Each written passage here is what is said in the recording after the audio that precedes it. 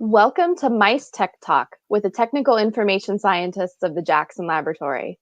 My name's Dr. Caitlin, and my job as a technical information scientist is to serve the research community by answering all your mouse research-related questions. MiceTech Talk is a way for us to connect with the research community and answer some of those mouse-related questions live. So I'm here today with my colleague, Ian. And Ian, why don't you introduce yourself and tell us a little bit about what you do at the Jackson Laboratory? Yeah, thanks, Caitlin. I'm Ian. I'm a senior product manager in the mouse business at Jax, and I oversee our portfolio of mouse models. And I'm also closely involved with the project that we're here to discuss today. Great. So hopefully all of our viewers are ready with their questions because it's time for MiceTech Talk. So today, let's talk SARS-CoV-2 testing in mouse models. So in response to COVID-19 and some of the recent scientific evidence that's out there to suggest non-lethal infection of some inbred mouse strains, we're going to discuss some of the measures the Jackson Laboratory is taking to protect all of those involved in mouse research, from testing our own colonies here at the lab to providing testing services to our customers and their own colonies.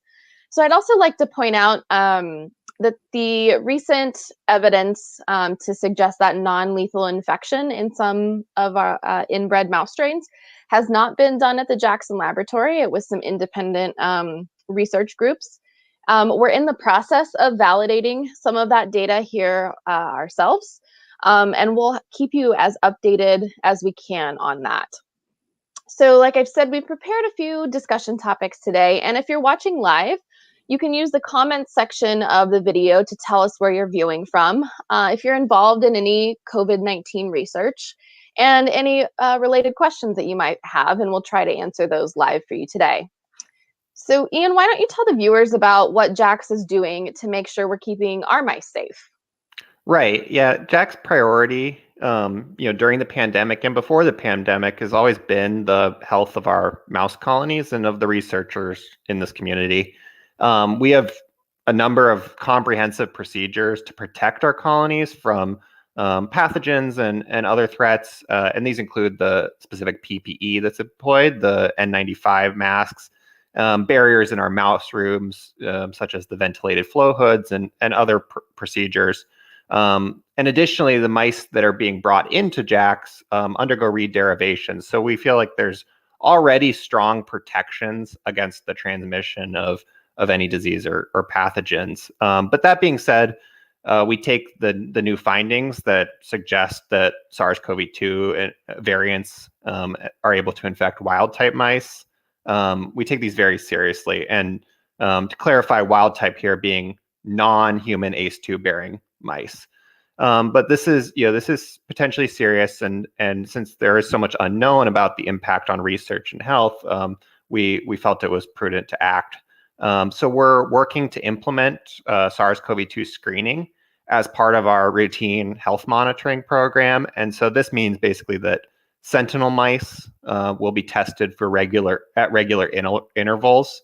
And that those results will be reported as part of the standard health reports, similar to other testing that's done at the lab.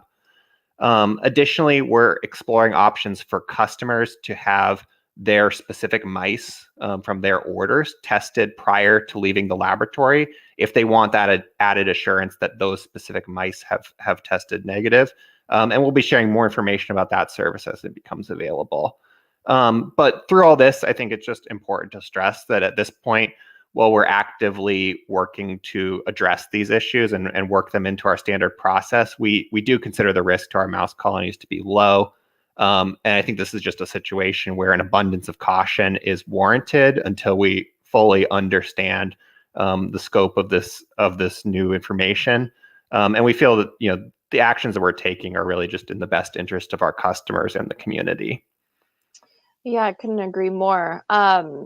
For our viewers, the health reports will be listed on the strain data sheets of the different strains that we have online. So you'll be able to go to whatever strain of mouse that you're interested in, scroll down and download that health report and see that test result there in the near future. So I just like to remind our viewers to go ahead and send us your questions, and we'll get those answered here towards the end of the show. Um, so now that we sort of have an idea of what's going on at Jax, can our viewers do to keep their mice safe and keep their facilities safe? Right. So first and foremost, we highly recommend that you discuss any concerns about your colonies or about your research and your facilities with your local veterinary staff and your EHS team. They're really going to be your first resource and be able to provide the most relevant information for your institution based on the projects that you're working on, the existing containment measures, including the PPE and the other barriers used at your institution, and the colony setup in your room. So, as was mentioned, Jax, we're introducing SARS-CoV-2 screening as part of our routine health monitoring for our colonies. And while we believe that the likelihood of infection is low, we recognize that customers may also be looking to implement similar screening at their institutions. So we've also opened up this testing to customers. If you visit the SARS-CoV-2 page, which I believe is linked in the description for this event, you can find information on how to request those sample kits. And this is a pretty simple process. You can request a test kit. We will send you collection vials and you can collect mouse fecal pellets, mail those back to you, and we provide all the mailing. And then once we receive the samples, it's about 24 hours to run that assay and email you back results. And this is the same assay that we're deploying internally at Jax for our own colonies, and we've made it available for pre-order right now. I think that finally, this is a good point to stress that the importance of having a disaster recovery plan in place for protecting your research projects, irrespective really of this new information about SARS-CoV-2. I think that's just good laboratory practice. When it comes to mouse colonies, the most surefire way to protect them long term is going to be through cryopreservation of key strains, which will allow you to recover your colonies and get your projects back on track in the event of any type of disruption. Again, Jax internally uses cryopreservation to protect against a variety of unforeseen circumstances and events, and ensure that we can continue to provide mice to the community and continue to serve our collaborators. And we additionally offer cryopreservation as a service, and we recover thousands of strains a year. So this is an area where we have a lot of expertise. Just one note here is that it's important that given the nature of the SARS-CoV-2 infection, we won't be able to accept any mice tissue or germplasm from any animals if they were, in the unlikely event that they were confirmed positive with SARS-CoV-2. So this really just stresses the importance of having those preventative measures in place ahead of time, and building in those protections, whether it's to take a colony off the shelf or just have a backup in the case of a disruption, and protect your projects and your research for the long term. Yeah, that's a really great point. We have a couple questions that have come in. The first one I might answer. It's could you elaborate a bit on the evidence for infection of wild type mice?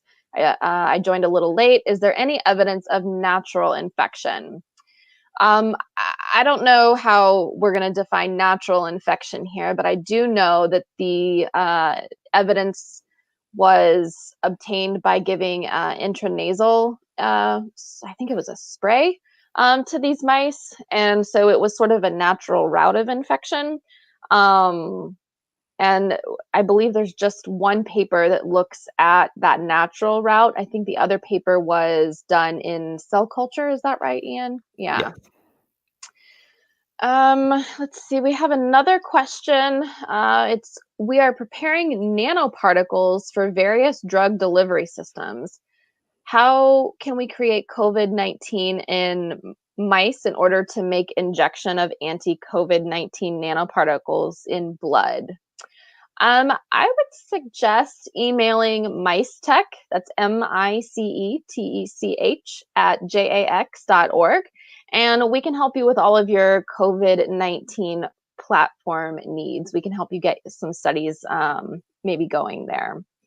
So let's get back and let's talk about, if a research lab submits their samples, what happens if the test result's negative?